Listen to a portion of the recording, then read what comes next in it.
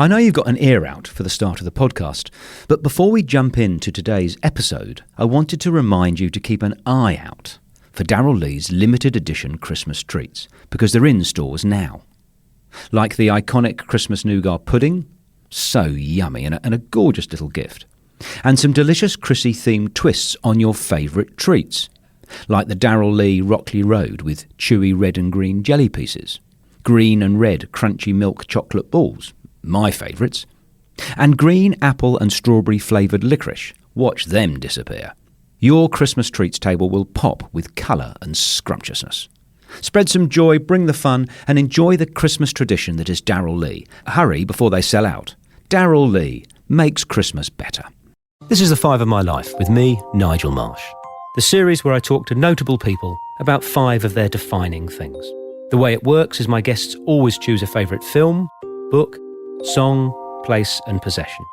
They tell me their choices in advance so I can research them, but they don't tell me why they've chosen them. That's the subject of our conversation. The reason I devised this series is I wanted to create a slightly different way to gain an insight into the real lives and thoughts of prominent people.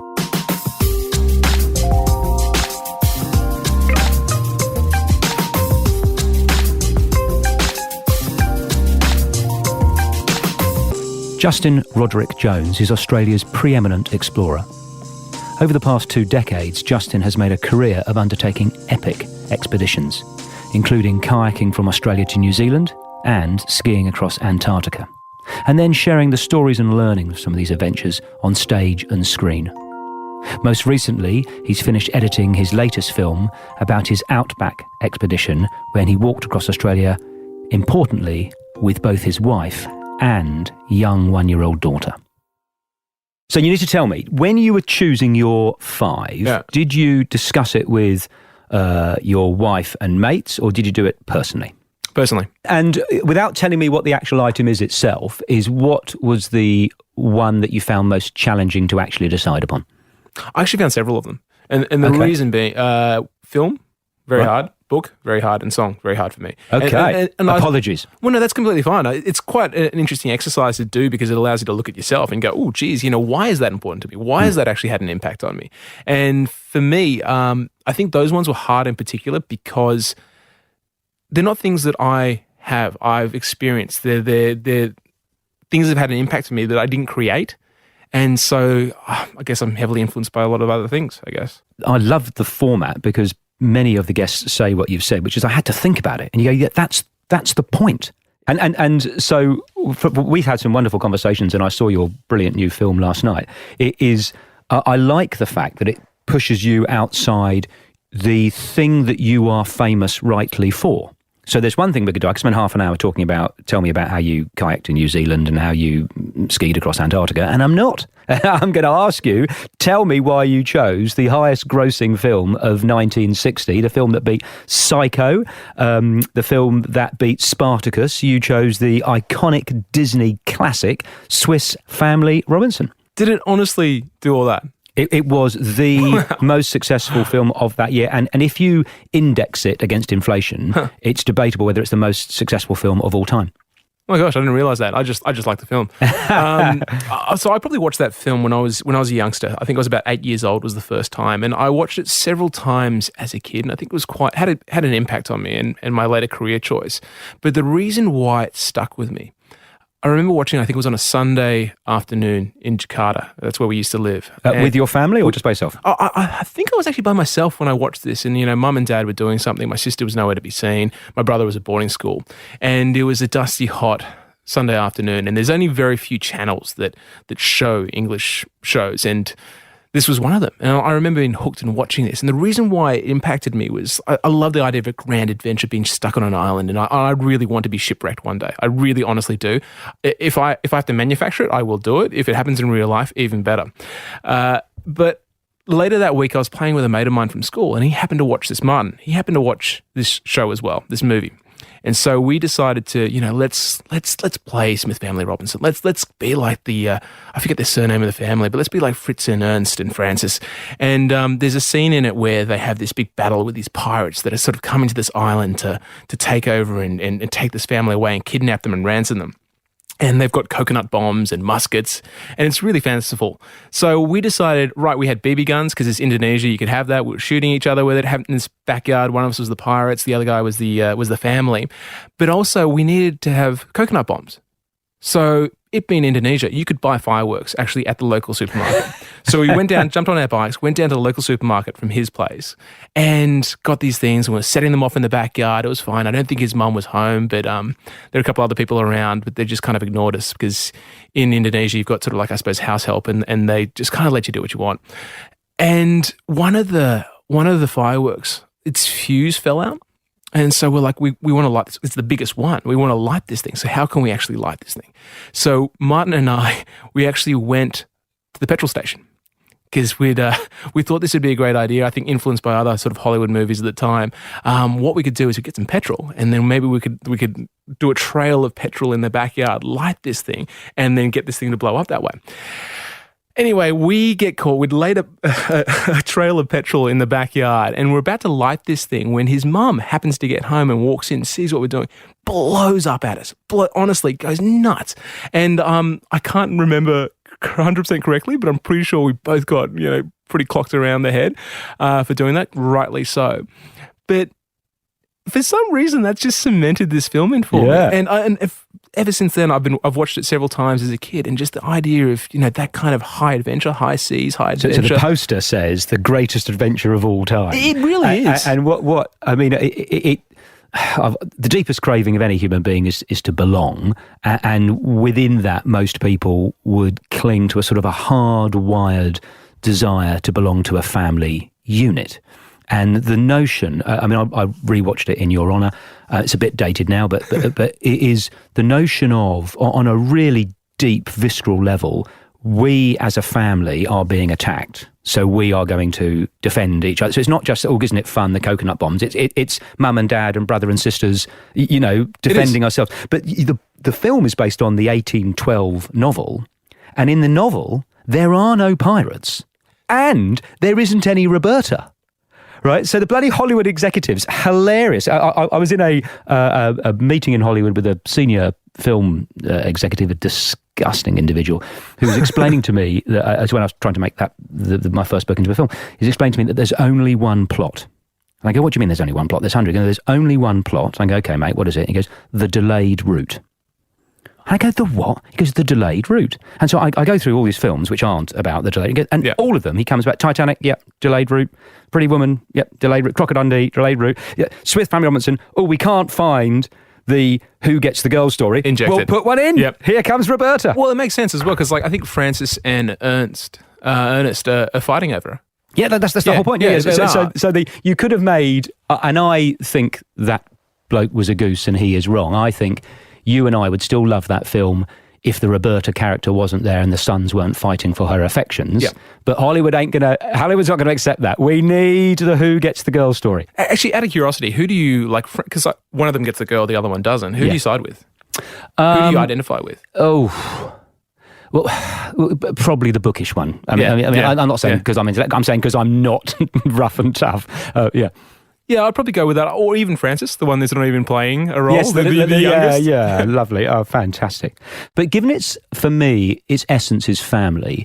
Tell me about, you're the youngest of three, aren't you? Yes. And mum and dad, I met your dad last night, but tell me about your family unit. Were you close, or would you have been a good family on that island, or were you bickering all the time, or what? I think we would have been, actually, wow. I actually think there's parallels between the family unit and my family. So subconsciously, I think actually that's probably what was going on for me to a degree. I mean, I don't think my dad's kind of like the crazy, not the crazy, he's really calm and measured, the dad in the film, but Dad's had some pretty wild stories. Growing up in sort of Australia, but then going up to the Northern Territory when he was young, having his pilot's license before he had his driver's license. Mum is a hardcore Asian tiger mum. She's brilliant. She's and is Asian tiger that's pushing children to excel? Is that the idea? Pushing children to excel, but also just will fight for their kids. Right. Well, like unbelievably, she's like a fierce tiger. But she's quite diminutive physically. She's tiny. My mum's like 5'1", 5'2", but she's got like a character and a personality that is absolutely monstrous. It's huge. Right. My brother, the eldest, he actually probably suits Fritz. Fritz, is it? Yeah, Fritz is the oldest. My sister probably is the bookish one in the middle, and then there's me, who's probably the mummy's boy. So it does work, actually. Fantastic. Now, for your book, we are going to stay in the same era, and we're going to stay with fiction. And you have chosen Tolkien's The Lord of the Rings. And I have got an apology to make, because when you sent your choices through, I said, listen, numbnut, I want 1, not 3. The format doesn't work, and you can't come on unless you choose 1. And you were right, I was wrong. Tolkien, that is one book. It is one book. It's not a trilogy. It's been published as 6. It's just because the publishing industry don't like publishing 1,300-page novels. He never thought of it as 3 installments. He wrote it as 1. So I stand corrected and I apologise. Thank you. Tell me why you chose The Lord of the Rings. How could you not pick that book? It's epic. So this actually probably stems back from childhood, this impact this book had on me. 11 years old, and that was the first time I read it. And I read it subsequently every year after that until the movies were released. And the movies amazing, but they kind of ruined it for me as well, because they took that imagination. So you've read it 7 times. If I've done my chronology right, so 11 until 2001, you've read it 7 times. Yeah. That's a lot of pages. More. 7 times 1,300, mate. Because I had to catch up as well, because I think they released the movies 2001, 2, and 3. Yeah. So I had to catch up on the other books as well in between. I did. So Indonesia, hot place, hot country. The only area that was actually air conditioned properly in our school was the library. So I used to use that as an escape. I used to go off and disappear in the library, and I was a voracious reader as a kid. I can't afford myself that luxury now because I just don't have that much time. I'm that bloke that will sit up till 4 a.m. to, pull the Band-Aid off to finish a book so that I can get on with the rest of my life. But Tolkien's world is just so immersive and huge. Like the stuff he creates, this, it's just amazing. He creates a universe. He creates an entire language. I'm fascinated by this movie that's going to come out about him coming up soon. But about Tolkien himself? About Tolkien himself. There's I think a Hollywood or a British movie coming out about Tolkien. So he is a fascinating, because of meeting you and researching this, he's a fascinating character. And The Lord of the Rings was heavily influenced by his First World War experience. Yes. So he was in the Battle of the Somme. Yeah. And, you go, oh, isn't it awful the orcs are killing so-and-so? You go, not as awful as actually being in the real World War One. You think that poor bastard, you could see, it's fascinating for me researching. I didn't know any of this stuff. It's one book, and the poor bloke, all of his school friends, bar one, were killed. The description, like you see that in the battles, the battles that actually happened there, the descriptions are so real and so vivid, and just you can see he's gone to some dark places. Yeah. And I think he was buddies with C.S. Lewis back in the day as well. And they, it's funny, they both sort of created these fanciful worlds, just very, very different in the way. And so it's a sequel to The Hobbit, which I also didn't realise. Yep. It is. Did you go back and read The Hobbit or not, or you're just a fan of The Lord of the Rings? I started with Lord of the Rings, and I did go back to The Hobbit. The Hobbit is written, I think, as a child's book. It is different. It's a little bit more, it's lighter. And interestingly enough, his other works are quite interesting as well. The Silmarillion, I got a lot out of that, even though it's boring because it's not a proper story. It just shows the amount of thought that he actually had in creating a world. And I think for me, there's a big part of about escape around that. Like for me, I dive into fantasy books like that. It's this whole grand adventure thing. It's a core part of my being. And do you think your adventuring, which you are very well known for, in terms of how much of it is push and how much of it is pull? And by that I mean how much of it is you actually want to kayak to New Zealand, and how much is you want to escape from being a urban dwelling hamster on the wheel of, we make money and then we die. Is there equal proportions or? I think it's changed. Right. I do think it has changed. I think initially when I was younger, it was, wanting that, yearning for that challenge, that adventure. And now maybe it is more of an escape, and it's been pushed, trying to see how I can actually merge family and adventure, because as you get older, the responsibilities increase and you kind of feel trapped by societal expectations. And I suppose I have a bit of a knee-jerk reaction to that. And so, well, how can I actually try and do something different? So I'm getting pushed out of the door that way. I almost gave up the idea of adventuring, I suppose, when family came around. It was a bit of a tough situation for me. Like Morgan was born, a lot of people saying, hey, you've got to stop, hang up the boots, no more adventures, in particular my mum. And I bought in. I really actually agreed. And I said, you know what, I can't do this anymore. And it was Lauren who actually saved me. She was the one who said, I can see you want to do another trip, and I want you to be you authentically as a person. So why don't we go on your next expedition as a family? She's a keeper. Oh, mate, made such a good call. My favourite playwright, Chekhov, had a phrase, which is, any fool can face a crisis. It's day-to-day living that's the real challenge. And you go, wow, that's always stuck with me. You go, so when you've got a fabulous goal, if I don't pull this sledge today, 20k, I'm going to die or be eaten by wolves or whatever else. It concentrates your mind. If you go, I've got to get up, it's Tuesday, and go to the accountancy firm and talk rubbish and then come home and be mildly disappointed for the next 35 years. In some ways, that's utterly heroic. It's interesting. It isn't just, you can't always live on top of the mountain. You have to come back, and when I imagine when you're when you're walking around Bondi, it would be natural to think, why aren't people pointing at me, going, "It's him"? But they've got their heads down and they're going off trudging to the bus stop. So in my life, the small little things I might have done here and there that have edged towards the foothills of success, no one gives a shit. The real world just sort of goes on around you. Anyway. My wife actually says to me, she calls me on it every now and then. So I'll have a meltdown over the most mundane little thing that happens at home and get frustrated and angry. She'll pull me up and go, what's going on for you? Because if something bad happens on a trip, you handle it with, it's just take it in your stride and you just push on. And it stops me in my tracks when she pulls me up on that. And I'm like, actually you're right. And I realize that I fall in and fall out of what I call is an expedition mindset. So there's expedition Justin and there's real Justin. So I have these two mindsets, and one's kind of the expedition mindset that I apply on an expedition. I call it actually adventure thinking. And I realize that when I'm back at home dealing with mundane day-to-day things, I don't have this kind of mindset. I can fall down in a heap over the most stupid little things, be late, be in traffic.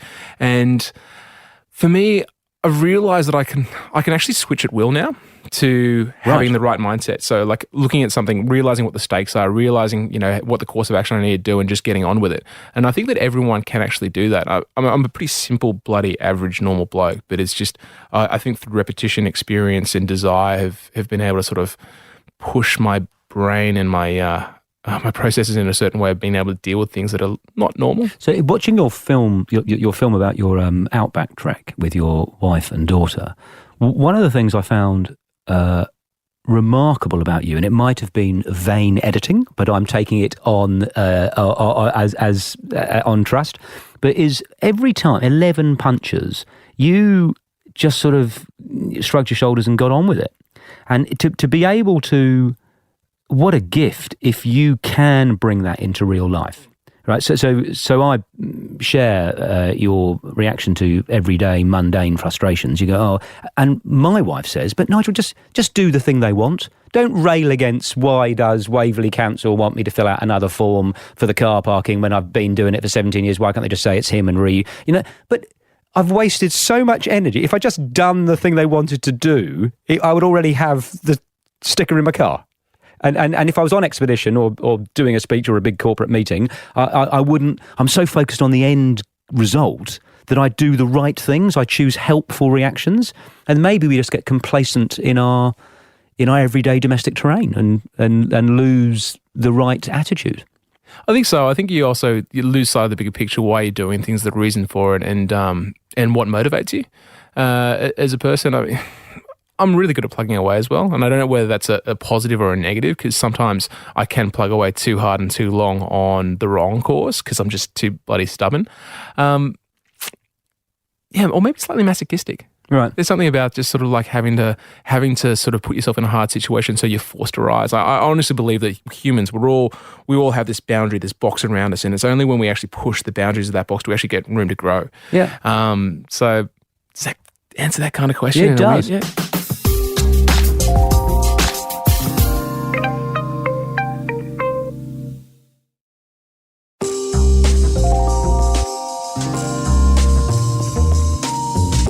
Now, for your song, we are going to move 20 years forward, but we're going to stay with a populist theme. You've chosen one of the most successful films of all time, one of the most successful books of all time, and you've chosen a song that The Guardian in 2016 proclaimed in one of those idiotic surveys, the best pop song ever made. It's the lead single from ABBA's fourth album, the only ABBA single ever to go to number one in America. Ladies and gentlemen, I give you Dancing Queen. When I first heard it, when I was a kid on road trips with my parents, I probably didn't think that much of it. And Mum and Dad would have, a combination of, I think, the Beatles, ABBA, and Beach Boys kind of playing on these long trips. So it went in one ear and went out the other. But it only really, I think, cemented itself as a important song to me when I was older. And Lauren and I got married. We went to Vancouver Island, was our sort of like immediate honeymoon afterwards, because we were married up in the San Juan Islands off Seattle. It's as beautiful as everyone says it is. I've always wanted to go. It's stunning. Like, seriously, you have to go.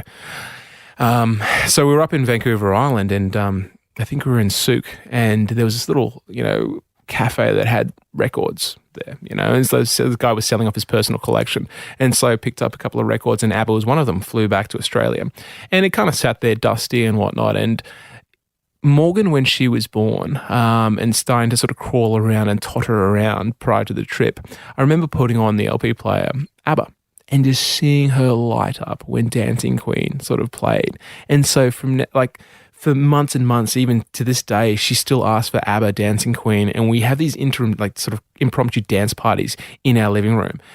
For me, it symbolizes Morgan, family, and our family unit for me, and how important that is, and I suppose the sacrifices you kind of make for family. Because with my adventuring career, my risk profile changed as soon as Morgan was born, and I was voluntarily going to give up adventuring per se until Lauren kind of saved me from that.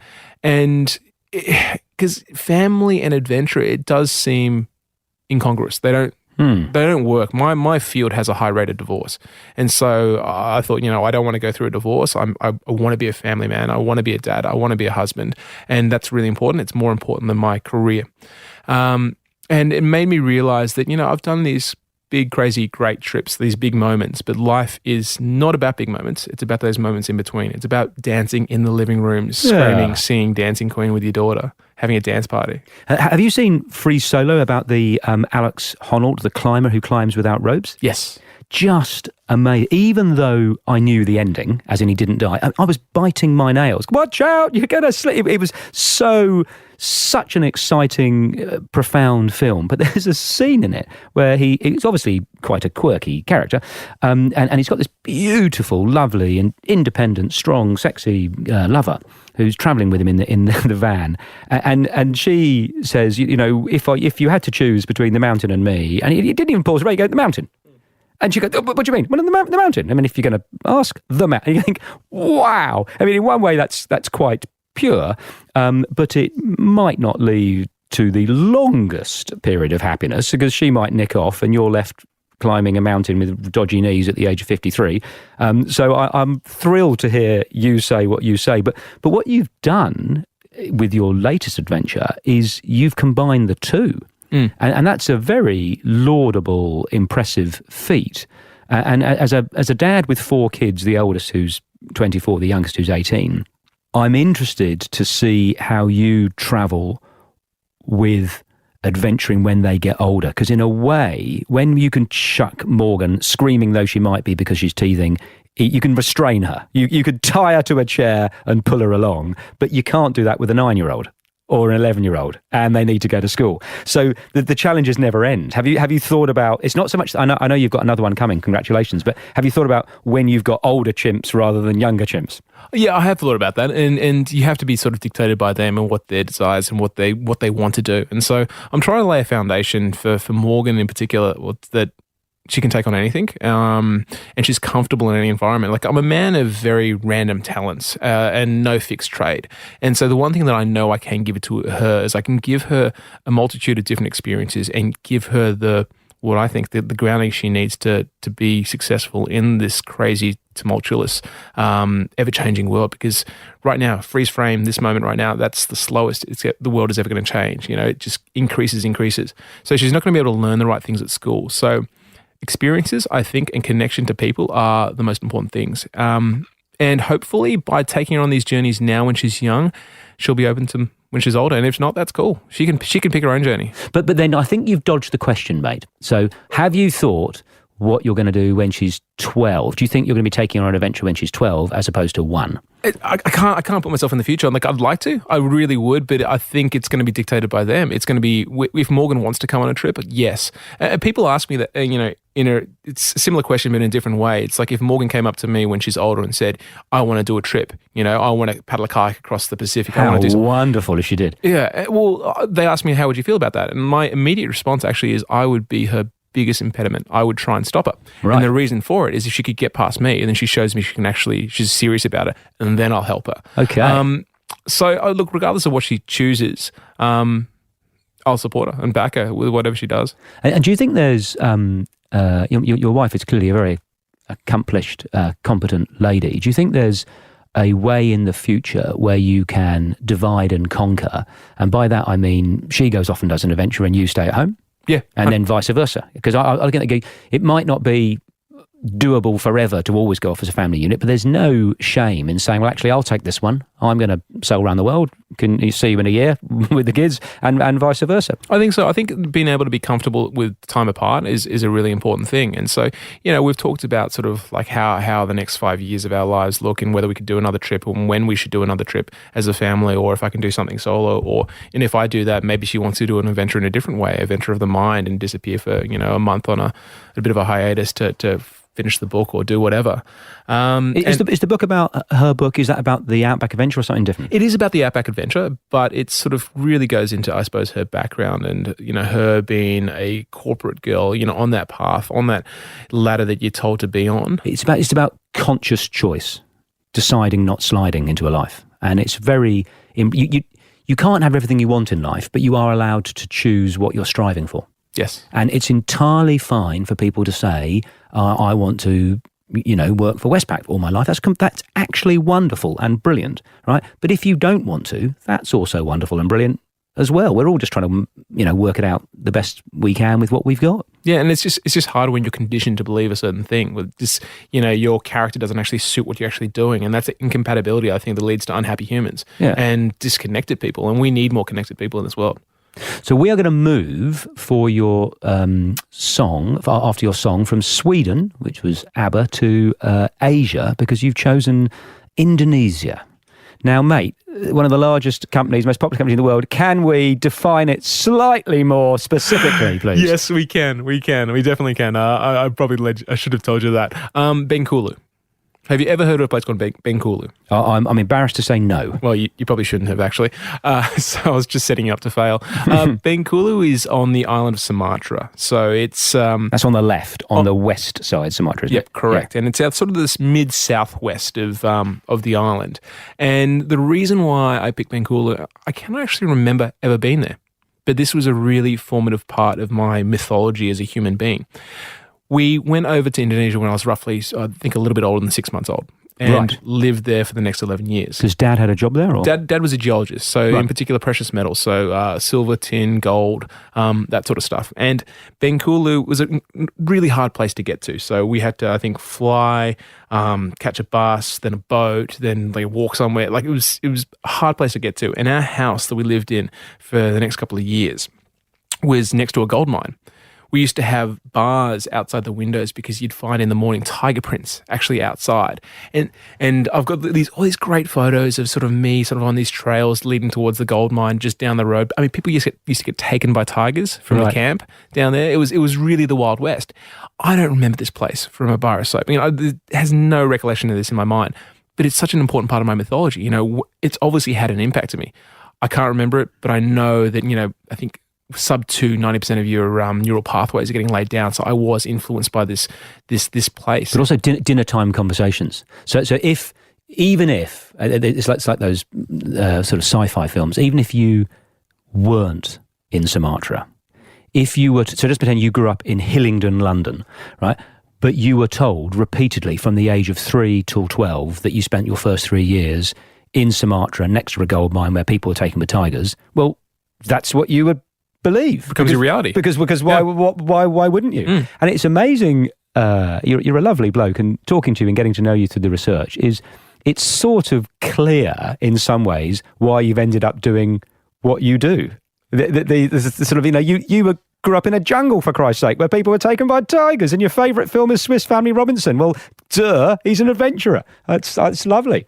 It's interesting, though. I didn't think that I was going to end up an adventurer. I lost my way, I suppose, when I was in high school. And so but the years of 11 to 17, I was really lost. I was the fat kid at school. I'd probably about 20 kilos heavier than I am now. And when I was in year 12, shy, really, really shy. And it was... That's not my character. Like, I am an extrovert. I was this loud, rambunctious little kid that wanted to be in musicals when I was young. But then boarding school over here, I think I came over too young. 11 years old. I was a mummy's boy at the time, and I sort of got taken out of that structure and was forced to kind of survive. Even though I loved the experience, I think I skipped a stage in my developmental growth. I see you and I raise you. I was sent to boarding school at 5. Whoa. Yeah. Oh, geez. Yeah, boo-hoo. Cry me a river. Do you want to talk about it? There's a couch over there. We can lie down. No, you don't want to see a grown man cry. But you met your great pal James at... So every cloud has a silver lining. Yeah. Your adventuring pal James. Yeah. That's amazing. How does he feel that you're the famous one? Could he give two hoots or not? No, I think we both had the same sort of level of notoriety out there. I've continued on with doing these big adventures, and he's sort of pushed into sort of other things. He took a bit of a different response when he had his children, right? To kind of hang up the boots for a while and focus on I suppose business.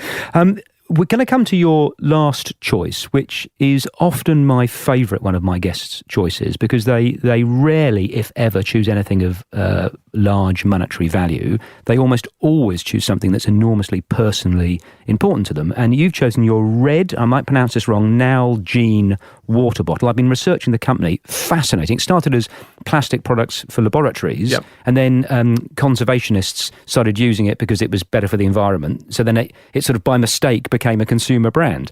But tell me why you have chosen your red water bottle. This thing has been on all my expeditions. All my the same one? The same one. Are they sponsoring you? No, they no, need to no, get they're not. on They're the not. phone. That's sensational. These things are epic. I mean, like just about every... now there's a lot more brands coming out there, but back in the day, everyone had a Nalgene water bottle. And these things, they're so bloody hard. Not the soft ones, but the hard ones. They're These the wide mouth ones? The wide mouth. Yeah. You got to have a wide mouth. And the reasons for that come clear later. And so it's been across the Tasman Sea with me. I mean, it's been down in Antarctica with me. It's been across the outback. And I think the moment that I bonded with this, because can you bond with it? You definitely can. I bonded with this thing in the middle of a storm on the Tasman Sea. So picture sort of 10-metre waves in a little kayak, 10-metre waves outside crashing around the kayak. We've thrown out a big parachute anchor to kind of keep our tail to these oncoming waves so we wouldn't roll down the face of them and capsize or anything like that. So we're getting buffeted by these waves, and the whole back end of the kayak gets launched out of the water when it gets pulled by one of the waves, and the rope running back to our parachute anchor actually wraps around the rudder. Not good. Not good. Lands back down. The kayak with us in it, fully loaded, weighed about a ton. So you've got like a lot of stress and force on this rudder. And we didn't know whether that whole thing was going to rip, the rudder off, break a hole in the kayak, or do what. So had to put everyone on high alert, and put our survival suits on, have our EPIRBs on us, which are our rescue beacons, and just hope for the best. Just trust, because we couldn't go out there. It was nighttime, couldn't go out there and swim and try and release this rope around the rudder. And after about, 4 or 5, maybe 6 hours, the exact same thing happened. The boat launched out of another wave and actually undid the tangle, because you could hear this screech of the metal under strain. Released it, and immediately we were able to get some sleep that night, even though I was rocking and rolling. And I remember I was down the tight end of the kayak, so looking up above my head, you'd only see about 15 centimetres above me. There's actually a roof just there, and I'm actually claustrophobic, so it wasn't a nice situation to be in. Getting hot and stuffy because I'm in my survival gear. But I really had to go to the bathroom. I think I know where this is going. And so the pee bottle that we normally had was up near James's head, and I didn't want to disturb him because it'd been a rough night, and I had my personal drinking water bottle, my red Nalgene, and so I had to stuff it down there and sort of go to the bathroom in this thing, and washed it out the next day, but there's no real way to clean it. And like that, there was a certain tang because I was dehydrated. There's a certain tang for the next week on that expedition. Ever since you've been bonded in a way, well, it's one of your friends. It's like I was consuming part of myself in a weird way, and it has become part of me. So on my major trips, I've got to take it. I feel naked without it. I know that's a bit of a funny thing because it is just another possession. No, but I think you can, which is part of the reason why I devised these 5 questions, is I think it's absolutely legitimate to imbue inanimate objects with meaning. One of my favourite writers, Anthony Burgess, talks about how you can be in love with your lover's scarf. I mean, it reminds you of her, it smells like her, and blah blah blah. Now, I don't do adventures, but I do love my little bit of glamping. But I did the Franklin River. Oh, yeah. Thinking it might have been glamping. Full on experience for you? Oh, no. Have you done it? No, I'd really like to actually. How was it for you? Well, so just heart-achingly beautiful and one of the best things I've ever done. But I hadn't really read the memo. I must have missed a meeting. So we are talking on the first day about what we're going to be doing and how it's a world conservation area and blah, blah, blah. And I'm thinking, yeah, whatever, I'll pick up my litter. And you go, no, you need to crap in a bag and take it out. And you go, but hold on, we're on this river for 6 days. Yeah, 6 days. There will be, there was 2 big raft things. Yep. There will be 1 barrel that's got the word kitchen written on it and 1 barrel that's got the word lavatory written on it. And all of our turds from 6 days of hard, it was, I think it's grade 6, which is pretty intense, rafting exhibition, will be saved and put in the shit barrel. Unbelievable. I go, where's the shower? No tents. You're not allowed tents. No campsite. You go, how did...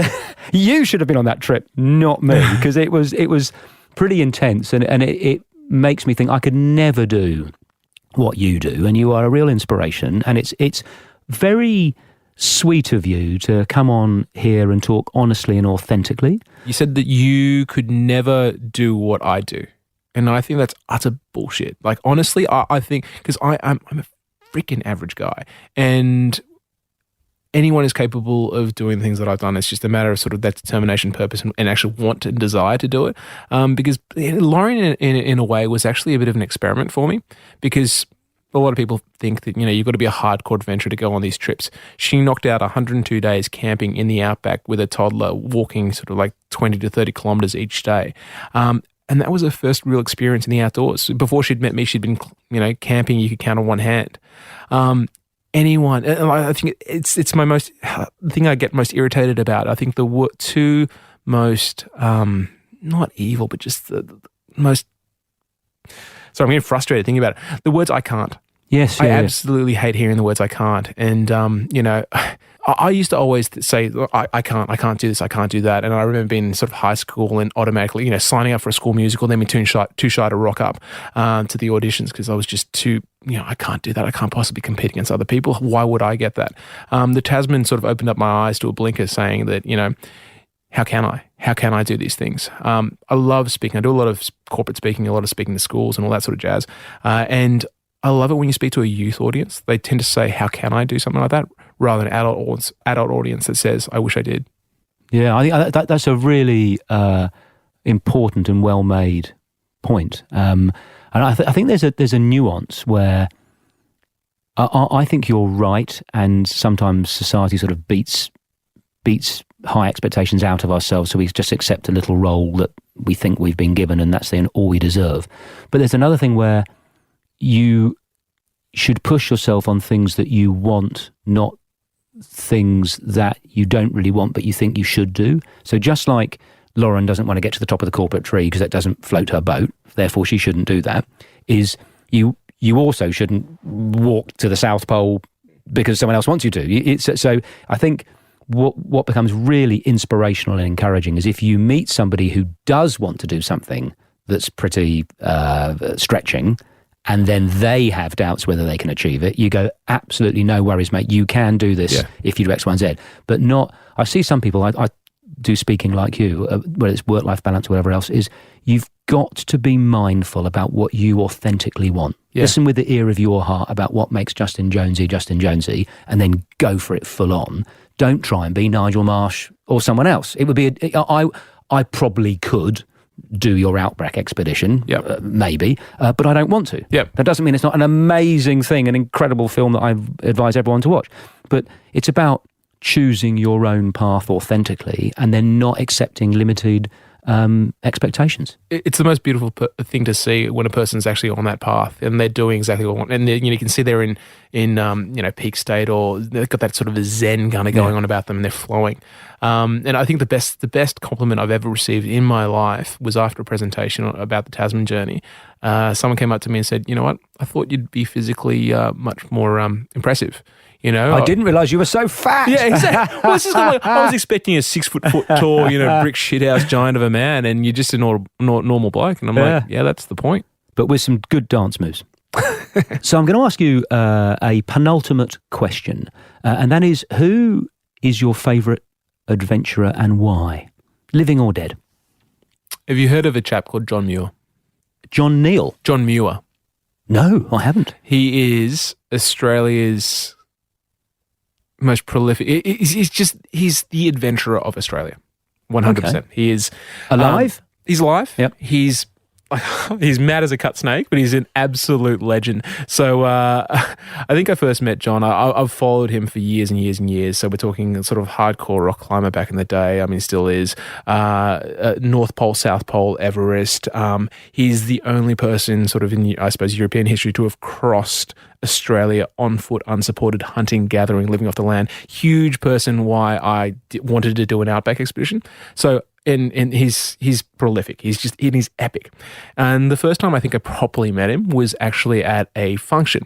So I had been selected as part of, I suppose, the top 50 greatest explorers that Australia's sort of produced, and I was really honoured by that honour, but John Muir was one of the other ones. And so they tell us, launch function, it's black tie. So I'm there wearing my monkey suit and everything. I listen to the rules to a degree. And what does John wear? He's wearing a kilt, sporran.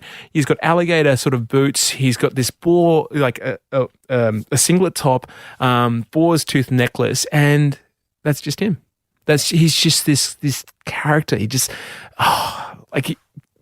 just to be around him is pretty awesome. And has he got family, or is he pursuing the solo path? He's got a wife, yeah, he definitely has. So they live down on a little sort of off the grid farm down in Adelaide, I think, which is South Australia, I should say. Awesome. He's just a super guy. You should read up about him. Yeah, I'm going to. Well, so now here we go. And it needn't be this chap. Is the question I always ask my guests just before we wrap up is, who would you like to hear on Five of My Life next? And don't limit yourself. Anybody who is alive on this planet, we will track down. So if you could choose, ideally, who would it be? Can I have a second? Oh, man, that's... God, I hadn't prepared that. Okay, well... My field's adventure, so I think I'm kind of skewed towards a certain thing. I mean, there's a chap called Reinhold Messner, which I've heard of him. I think he's probably the most... he's the mountaineer. He's the mountaineer. Yeah, the most renowned sort of alpinist of all time. And I think his mindset would be pretty amazing to sort of delve into. He's now sort of an older chap now, so he's not doing this kind of crazy stuff that he used to, but he would be pretty fascinating to have on this show. Mate, you are a legend for coming on this show. I really appreciate your honesty and authenticity. Thank you so much. Thanks for having me. The Five of My Life was presented by me, Nigel Marsh. Producer, Alex Mitchell. Sound production and theme music by Darcy Thompson and Matt Nicholish.